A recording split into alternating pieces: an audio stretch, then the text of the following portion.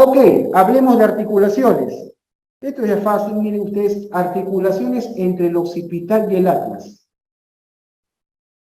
Entre el occipital y el atlas hay dos articulaciones, son dos articulaciones, una derecha y una izquierda, que son las llamadas articulaciones occipito-atloideas.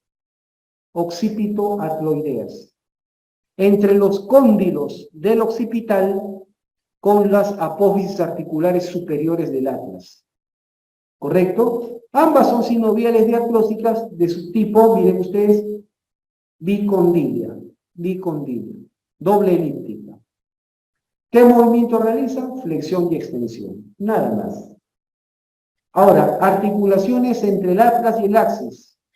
Entre el atlas y el axis son tres. Entre el atlas y el axis son tres articulaciones. La articulación, ¿se acuerdan esta?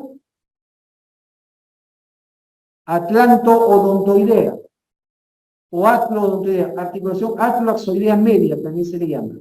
Atlo-axoidea media, atlo-odontoidea o atlanto-odontoidea. Y la otra son las articulaciones sacro-axoideas, perdón, atlo-axoideas laterales, que son entre las apófisis articulares, interapofisiales, entre las apófisis articulares de ambos huesos. ¿Ok? Bien, la primera, la atlanto-odontoidea o atlo-axoidea media, es sinovial de artrosis de su tipo monoaxial trocoide, cilíndrica o en pivote. ¿Correcto? Cilíndrica o en pivote. ¿Y qué movimiento tiene? Rotación. Esta es la articulación que permite los movimientos de rotación de la cabeza, hacia la derecha y hacia la izquierda, como ya lo había mencionado. Y las articulaciones atlo-axoideas laterales, una derecha y una izquierda, es entre las apófisis articulares, por también se llaman interapofisiales. También son sinovial de artrosis de subtipo artrodia o plana. Toda articulación artrodia o plana simplemente tiene movimientos de deslizamiento, nada más. Esta es una articulación que es exclusiva entre vértebras cervicales, exclusiva, no hay en otra zona de la columna. Son las famosas articulaciones uncovertebrales, o conocidas también como las articulaciones de Luschka. Luschka. Es exclusivo de las vértebras, entre las vértebras C2 hasta C7. Miren, ¿se acuerdan ustedes que en el cuerpo vertebral de una cervical, las apófisis unciformes o semilunares, que eran dos elevaciones que tenían hacia los lados? Esta se articula con el cuerpo de la vértebra que está arriba. Y estas son las articulaciones uncovertebrales de Luschka. ¿Correcto? También sinovial de artrosis de su tipo artroideo plano. Sencillo. Nada más. Ahí están, ¿ven? Perfecto. Bien, ahora, entre el resto de vértebras, entre dos vértebras van a haber tres articulaciones. Entre dos vértebras típicas de la columna vertebral van a haber tres articulaciones. Una entre los cuerpos vertebrales, y otra entre apófisis articulares, ¿verdad? Las primeras intervertebrales medias o intercorpóreas, porque son entre cuerpos vertebrales, y las otras intervertebrales laterales o interapofisiarias, porque son entre apófisis articulares. Las primeras, las que son entre cuerpos vertebrales, aquí está el disco, pues, ¿se acuerdan? El disco intervertebral, el cartílago. Entonces, esta es una articulación de tipo cartilaginosa. Anfiartrosis porque tiene escaso movimiento. Y de subtipo secundaria o sínfisis, porque es un cartílago que va a durar permanentemente, que no se osifica. ¿Se acuerdan? Eso lo dijimos cuando hablamos al inicio de clasificación de articulaciones. Y tiene movimientos discretos, escasos. Acá está. Aquí están los discos intervertebrales, ¿ven? Perfecto. Nada más. Muy sencillo. Esto es lo mismo. ¿Correcto? Ah, bueno, hablando del disco, acaban de hablar del disco, propiamente de ese disco, de ese cartílago intervertebral. Este disco intervertebral, ¿qué cosa es? Es un fibrocartílago. Es un fibrocartílago, pero que contiene en el centro, en su interior, contiene el denominado núcleo pulposo. Núcleo pulposo. ¿Ok? Bien. Aquí lo vemos. Perfecto. Acá está mucho mejor. Miren. El disco intervertebral tiene dos componentes. Su zona periférica, esto de acá, esto viene a ser el anillo fibroso. El anillo fibroso. No sé si lo he señalado por ahí. Ah, no, perdón. Ya. Esto de acá viene a ser el anillo fibroso. El anillo fibroso. Todo esto que rodea.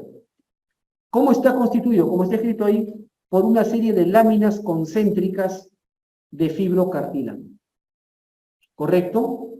Y en el centro tiene una estructura gelatinosa, más con aspecto de moco, mucoide o mucinosa, una estructura mucinosa, aspecto de moco, que es el famoso núcleo pulposo. Núcleo pulposo. Pregunta elemental. El anillo fibroso, como su nombre lo dice, está formado por cartílago de tipo fibroso, o sea, fibrocartílago. Son láminas concéntricas de fibrocartílago, ¿verdad? Mientras que el núcleo pulposo, ¿cuál es el componente principal del núcleo pulposo? Agua. 88% del núcleo pulposo está constituido por agua. O sea que es componente inorgánico, ¿no? Inorgánico. Su principal componente es inorgánico. Pregunta, ¿y cuál será el principal componente orgánico del núcleo pulposo? Serán los mucopolisacáridos. ¿Qué son estos? Son una serie de proteínas acopladas a azúcares, a polisacáridos, ¿correcto? Que van a, por ejemplo, el condroitin sulfato, el heparan sulfato, ¿correcto? Que van a formar parte del componente orgánico de este núcleo pulposo. ¿Ok? Bien, una pregunta elemental. Miren el anillo fibroso en la imagen, en el dibujo. Entiéndase que esta es la parte anterior, esta es la parte anterior, esta es la parte posterior. ¿Se entiende? Acá estará la derecha y aquí la izquierda. Pregunta, ¿en qué parte, en qué zona es más delgado el anillo fibroso? En la parte posterior, exacto. En su zona posterior. Eso es importante. Este dibujo no está hecho al azar, está bastante bien hecho. Es decir, el anillo fibroso es más delgado en la zona posterior. ¿Y dónde es más grueso? En la zona anterior. ¿Correcto? Por lo tanto, si este anillo fibroso se rompiera, y el núcleo pulposo sale como empujado, ¿me dejo entender? Sale como empujado a través del anillo fibroso. ¿Por dónde sería más propenso que se rompa el anillo fibroso? Por su cara posterior. Cuando el anillo fibroso se rompe, el núcleo pulposo protruye, sale como una gota que hace relieve, ¿me dejo entender? Y eso es lo que se conoce como la hernia del núcleo pulposo, o lo que se conoce como hernia discal, hernia del disco intervertebral. ¿Han escuchado? De las hernias. Las hernias, tengo una hernia en la columna, dice la persona, ¿no? El paciente. Tengo una hernia en la columna. Ah, ya. Una hernia en la columna, en realidad no es de la columna, es del disco intervertebral, estamos de acuerdo, significa que se ha roto el anillo fibroso y está saliendo el núcleo pulposo. ¿Me dejo entender? ¿Y cuál es la zona la zona del disco intervertebral donde suelen salir las hernias? La zona posterior. La zona posterior. Esa es la zona más proclive de las hernias. ¿Quedó claro? La zona más proclive. Generalmente es por peso. Pues, ¿no? A ver, no sé si lo he puesto por ahí. Vamos a ver. Ah, no, no lo he puesto. Ya, pero miren. Un efecto que es importante. ¿Saben qué cosa es lo que maltrata? Maltrata así el disco intervertebral. Así literalmente. Es cuando alguien quiere cargar un peso sin doblar las rodillas. ¿Me dejo entender? Es decir, cuando uno quiere levantar un peso, por ejemplo, quiere levantar un peso, ¿no? Es mejor, se recomienda que dobles las piernas, flexiones las rodillas, te agaches y junto con el peso tú te extiendas, te levantes. ¿Me dejo entender? porque ahí el peso lo estás descargando en los miembros inferiores. Lo estás descargando en los miembros inferiores. Pero a veces algunos, especialmente varoncitos, quieren hacer alarde, pues, que son muy fuertecitos, ¿no? Muy fortachones, y así nomás quieren levantar, ¿no? Sin doblar la rodilla, porque no sale bien en el selfie, así seguramente, ¿no? Entonces, al hacer esto, cuando tú levantas un peso sin doblar las rodillas, con las rodillas extendidas, toda la fuerza del peso la estás descargando en la columna. ¿Me dejo entender? Porque los músculos de la espalda se van a traccionar para que levantes el peso. ¿Me dejo entender? Ya no los miembros inferiores.